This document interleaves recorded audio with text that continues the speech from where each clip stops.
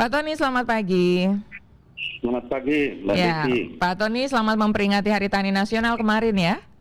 Ya, terima Oke, kasih. Pak Tony, Anda dalam pernyataan di media mengatakan bahwa ini sebagai momentum promosi bagi milenial. Apa yang Anda maksudkan? Apakah ini bisa dimanfaatkan ke depannya kaum milenial menjadikan profesi petani ini sebagai profesi yang membanggakan, begitu menjadi pilihan mereka, atau seperti apa selengkapnya bisa Anda sampaikan, Pak Tony?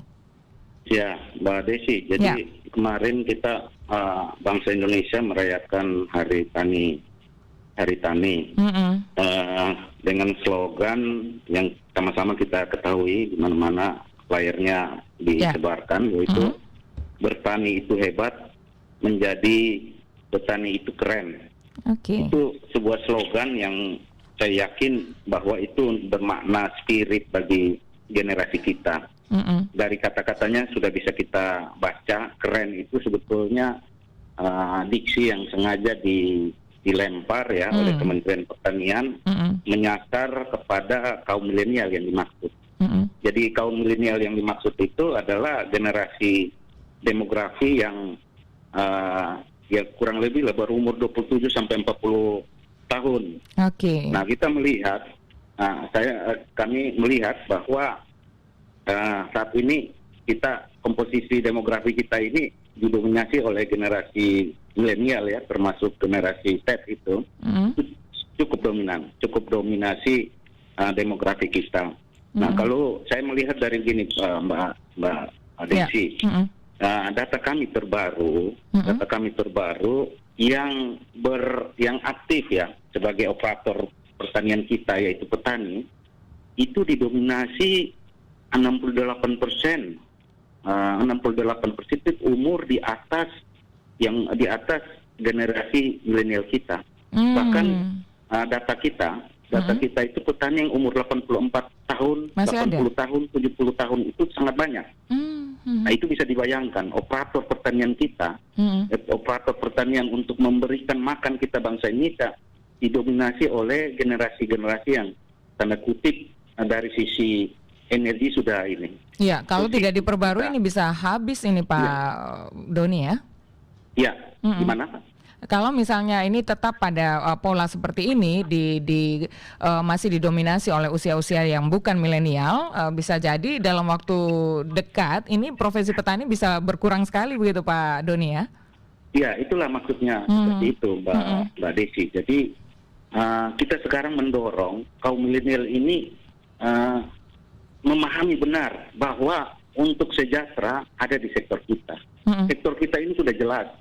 Di masa pandemi ini terbukti bahwa kontribusi sektor pertanian sangat luar biasa untuk menopang ekonomi bangsa kita ini. Jadi itulah sasaran utama daripada jadi sebuah momentum untuk memberikan semangat kepada generasi muda bahwa coba lihat di desa, coba lihat pertanian, bahwa daripada banyak migrasi kaum muda ini dari desa hanya untuk datang melihat kota, kemudian jadi buruh di situ dengan gaji yang sangat ini, dan mereka akan menjadi kontributor kemiskinan kota, Mbak Desi. Seperti itu mungkin.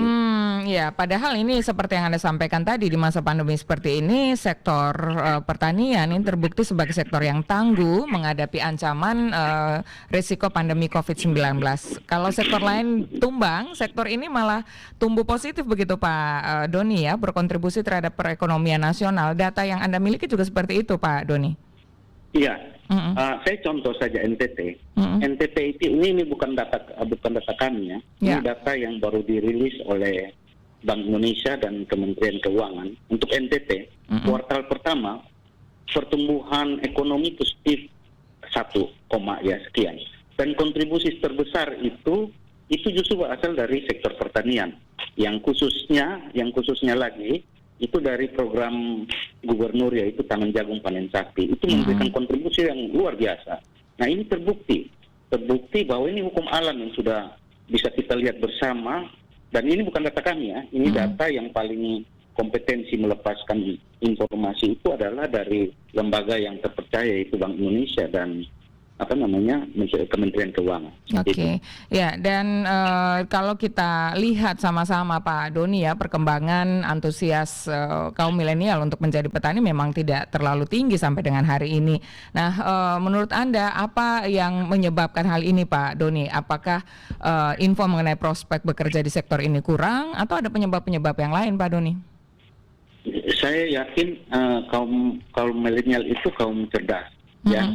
Ini karena kurang promosi saja. Okay. Karena itu saya lihat bahwa Kementerian Pertanian ini sedang gencar-gencar masuk semua pintu. Yang sasarannya adalah generasi milenial ini. Jadi intinya promosi. Ya. Mudah-mudahan promosi yang gencar atau bahkan dalam gerakan-gerakan cinta pertanian bagi generasi milenial, saya yakin bahwa akan ada perubahan dan ini menjadi kekuatan baru bagi kita karena kita lihat komposisi demografi Indonesia ini di atas 50% adalah didominasi oleh generasi milenial dan generasi Z tentunya ya.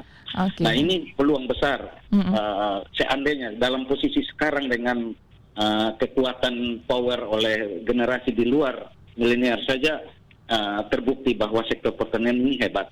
Apalagi ditambah dengan kekuatan-kekuatan baru, pasukan-pasukan baru lah kita sebut ya, untuk menggepur pertanian ataupun pembangunan pertanian kita, Mbak. Ya, jadi Pak Doni, gerakan cinta pertanian oleh kaum milenial ini harus disukseskan, harus digemakan, brandingnya harus lebih dikerenkan lagi begitu ya untuk menarik minat milenial, Pak Doni.